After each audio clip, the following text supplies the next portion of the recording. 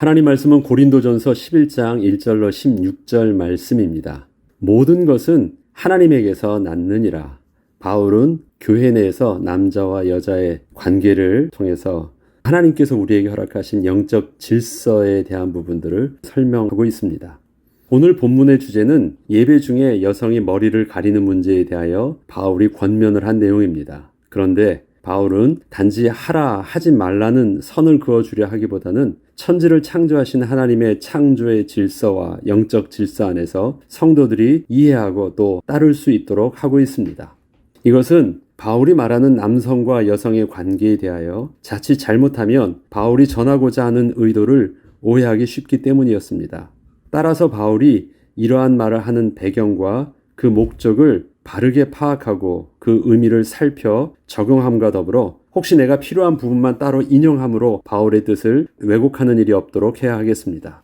바울은 이 주제를 말하기 앞서 먼저 내가 그리스도를 본받는 자가 된 것 같이 너희는 나를 본받는 자가 되라고 합니다. 바울은 내가 그리스도를 어떻게 섬기는지 보았다면 너희도 나를 그렇게 섬기라고 하고 있는 것입니다. 이것은 바울이 그리스도를 어떻게 섬겼는지를 말하는 것으로 바울의 섬기는 태도와 자세가 어떠했는지를 말하고자 하는 것이었습니다. 바울은 그리스도를 본받은 자가 되었다고 하지 않고 본받는 자가 되었다고 합니다.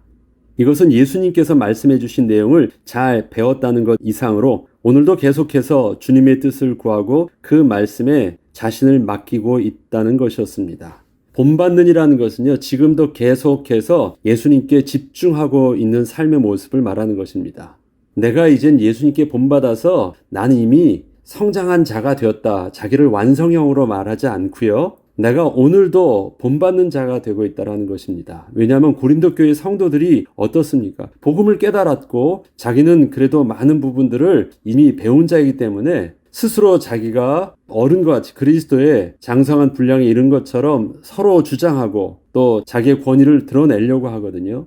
그런 것이 아니라는 것입니다. 오늘도 자신은 여전히 그리스도의 권위 아래서 계속 주의 말씀에 집중하고 있어서 오늘도 내게 이것이 아니라고 하시면 그 말씀에 순종할 수 있고 이 길로 가라고 하시면 그 주님의 뜻을 따라서 오늘도 여전히 순종하는 길로 가고 있는 것이 바울의 그리스도를 향한 자세였고 순종의 모습이었다라는 것입니다. 그래서 너희들도 나처럼 그리스도를 본받는 자가 되라라고 말한 것입니다. 그리고 그렇게 예수님께 집중하면서 본을 받고 있는데 예수님께서 당신이 삼위일체 되신 하나님이심에도 불구하고 이 땅에 그리스도로 오셔서 성부 하나님의 뜻에 따라서 온전히 순종하는 삶을 사시는 것을 바울이 그대로 본을 삼았다는 것이었습니다. 그럼 예수님이 어떻게 하셨습니까? 그것이 히브리서 5장 8절로 9절에 보면 이렇게 기록하고 있습니다. 그가 아들이면서도 받으신 고난으로 순종함을 배워서 온전하게 되셨은즉 자기에게 순종하는 모든 자에게 영원한 구원이 되셨다.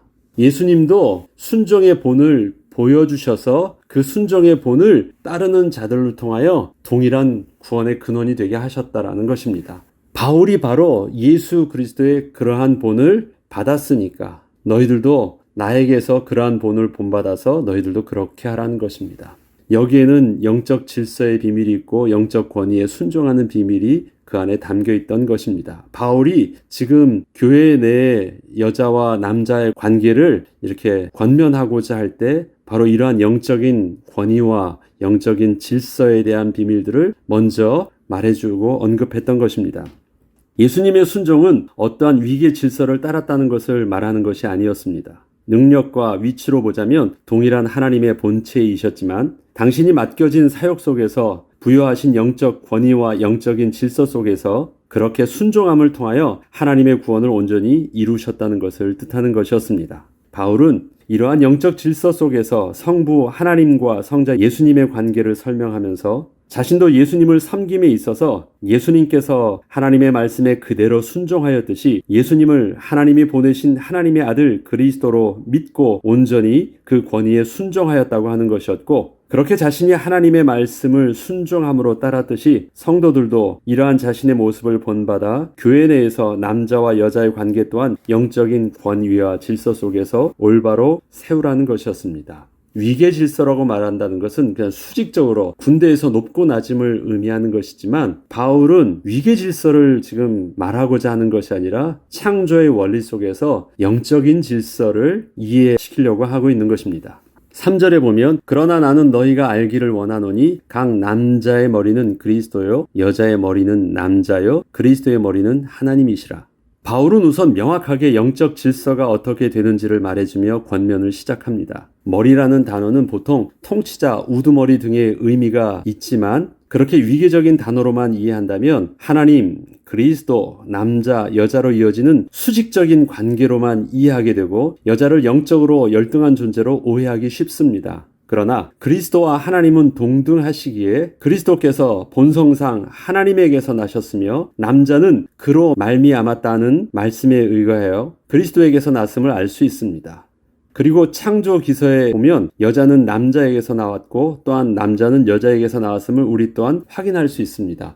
따라서 이 말씀은 하나님의 창조에 존재하는 영적인 질서와 구별을 의미하는 것이지 영적인 차별을 의미하는 것은 아닙니다. 이러한 영적 질서 속에서 바울은 실질적으로 문제가 되는 상황을 말해주고 있습니다. 그것이 이제 실질적으로 교회 내에서 일어난 일에 대해서 권면을 시작하는 것입니다. 앞서 모든 영적인 질서들을 오해하지 않고 잘 이해하게 후에 하는 말입니다. 물은 남자로서 머리에 무엇을 쓰고 기도나 예언을 하는 자는 그 머리를 욕되게 하는 것이요 무릇 여자로서 머리에 쓴 것을 벗고 기도나 예언을 하는 자는 그 머리를 욕되게 하는 것이니 이는 머리를 민 것과 다름이 없음이라. 이 말씀을 보면 우선 남자와 여자 모두 기도나 예언을 할 수 있음을 봅니다. 당시 여성을 예배의식에 배제했던 유대교에 비해서는 상상할 수 없을 정도로 여성의 지위를 높인 처사로서 복음이 제공하는 놀라운 자유를 보여주고 있습니다. 하지만 문제는 남자가 머리에 무엇을 쓰고 기도나 예언을 하면 그 머리인 그리스도를 욕되게 하는 반면 여자가 머리에 무엇을 쓰지 않고 기도나 예언을 하면 그 머리인 남자 혹은 남편을 욕되게 한다는 말입니다. 이 말씀은 당시 남자로서 무엇을 쓰고 기도나 예언하는 자가 있었고 여자로서 쓴 것을 벗고 기도나 예언하는 자가 있었다는 것을 뜻합니다.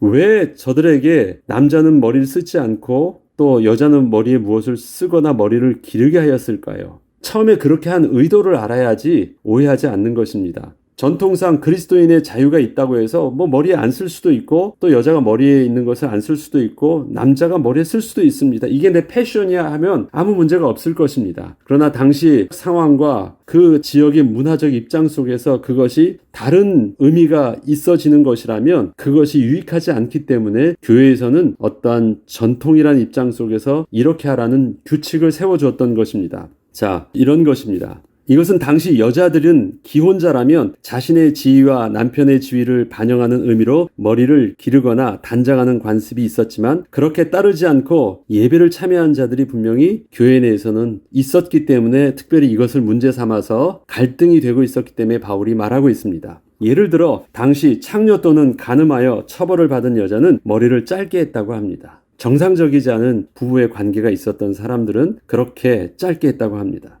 따라서 그러한 행색으로 예배에 참여하는 행위는 그 남편을 욕되게 하는 것이었습니다.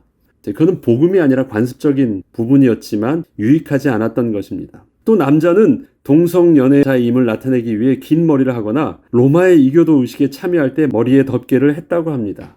그러니까 남자는 다 머리를 깎게 했는데 지금도 보면 동성연애한 사람은 여자 행세하기 위해서 여자처럼 하기도 하잖아요. 그것처럼 이렇게 머리를 긴 것을 선호하는 사람들도 있을 수 있고 이교도의 모습은 또 그렇게 하는 모습들도 있었기 때문에 이것이 교회 안에서 문제가 될 수 있는 것이 있었다는 것입니다.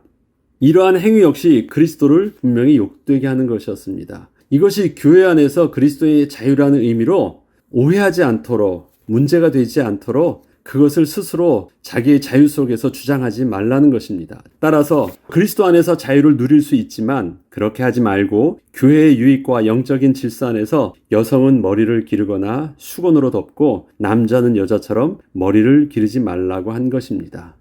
바울은 계속해서 여자가 머리를 가려야 하는 두 번째 근거를 창조 기사에서 가져오고 있습니다. 7절로 9절에 보면 남자는 하나님의 형상과 영광이니 그 머리를 마땅히 가리지 않거니와 여자는 남자의 영광이니라. 남자가 여자에게서 난 것이 아니요 여자가 남자에게서 났으며 또 남자가 여자를 위하여 지음을 받지 아니하고 여자가 남자를 위하여 지음을 받은 것이니. 이어지는 8절과 9절은 성경에 뿌리 깊이 박혀있는 남성 우월주의를 나타내는 말씀으로 많이 오해되곤 합니다. 그것을 지금 성경에서 말하고자 한 것이 아닙니다. 성경은 남성 우월주의를 말하고 있지 않습니다. 근데 사람들이 이것을 가져다가 그렇게 오해해서 쓰고 있다는 것입니다. 하지만 이 역시 단순히 창조의 순서를 인정하는 말로서 여자가 남자에게서 나왔기 때문에 그 존재의 속성을 드러낸다는 의미에서 여자가 남자의 영광이라는 뜻입니다. 우리가 하나님의 영광이라고 하잖아요. 왜 우리가 하나님의 영광이라고 합니까? 우리가 하나님의 형상을 따라 나타났기 때문에 우리가 하나님의 영광이라고 하잖아요. 그것처럼 여자가 남자의 영광이라고 말한 것도 여자가 남자에게서 나왔기 때문이라는 것을 말하는 것입니다. 그리고 여자가 남자를 위하여 지음을 받았다고 하지만 돕는 배필이란 단어를 살펴보면 하나님이 우리를 도우시는 도움을 의미하는 그 단어와 같습니다. 성령 하나님께서 우리를 도우시는 그 단어와 바로 여자가 돕는다는 그 단어가 동일합니다. 그래서 거기에 어떤 지위의 또 능력의 높고 낮음이 있는 것이 아니라는 것입니다. 즉 종속적인 의미에서 돕는다는 의미가 아니라 하나님께서 우리에게 주신 은혜의 직분 속에서 서로 돕는다는 의미입니다. 이 말씀은 11절과 12절에 의해서 아주 구체적으로 설명되어지고 결론이 맺어집니다. 그러나 주 안에서는 남자 없이 여자만 있지 않고 여자 없이 남자만 있지 아니하니라. 이는 여자가 남자에게서 난 것 같이 남자도 여자로 말미암아 났음이라. 그리고 모든 것은 하나님에게서 났느니라.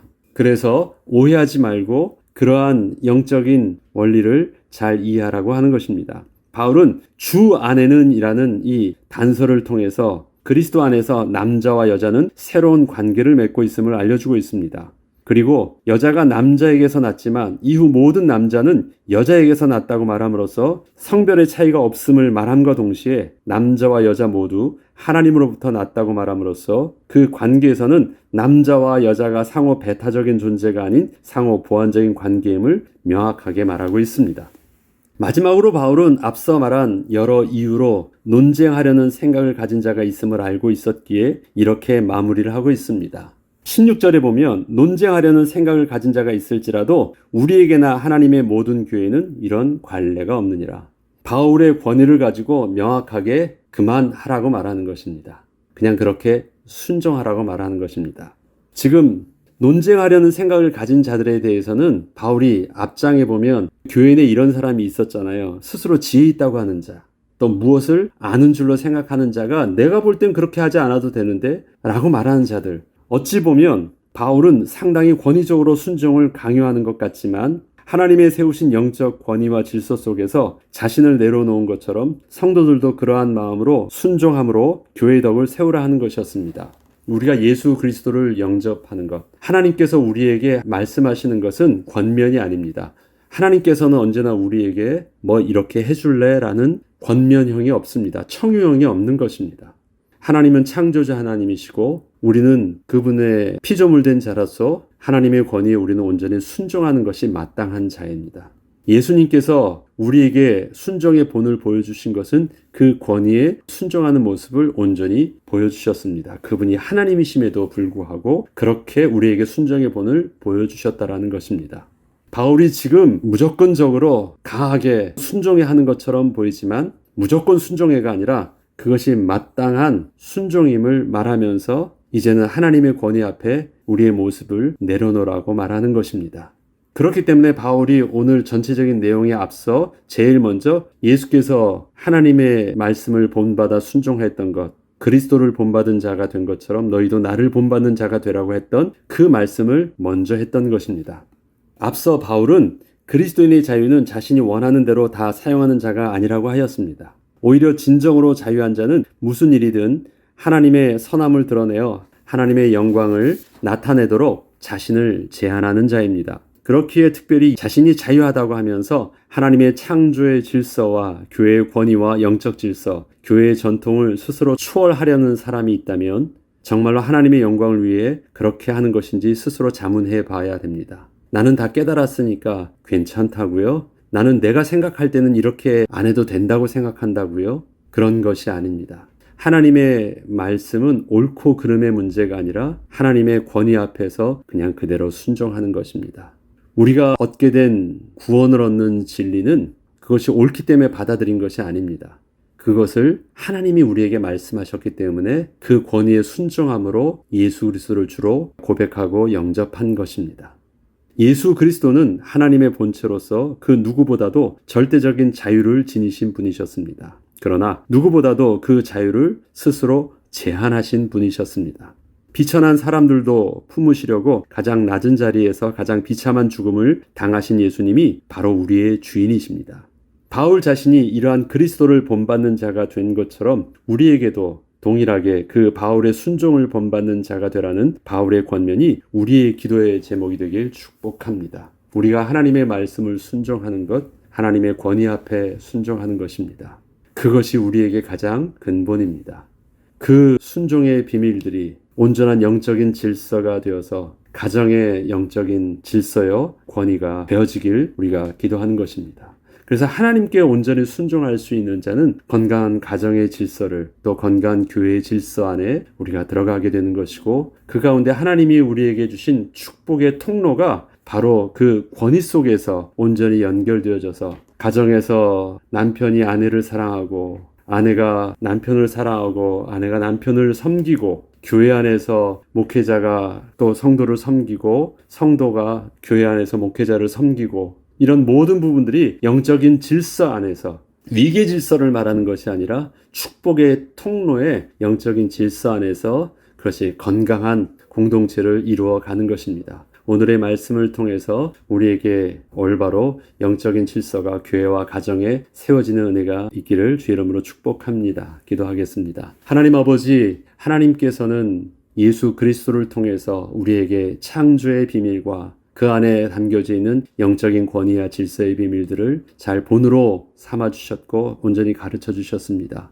우리가 그 영적인 질서 안에서 우리의 모습들이 온전히 하나님의 영광으로 드러날 수 있도록 우리로 순종의 모습으로 온전히 변화되게 하시고 그 은혜 가운데 우리의 가정과 교회가 더욱더 건강해지며 복을 누리는 은혜가 있게 하여 주옵소서. 감사드리며 우리 주 예수 그리스도 이름으로 기도합니다.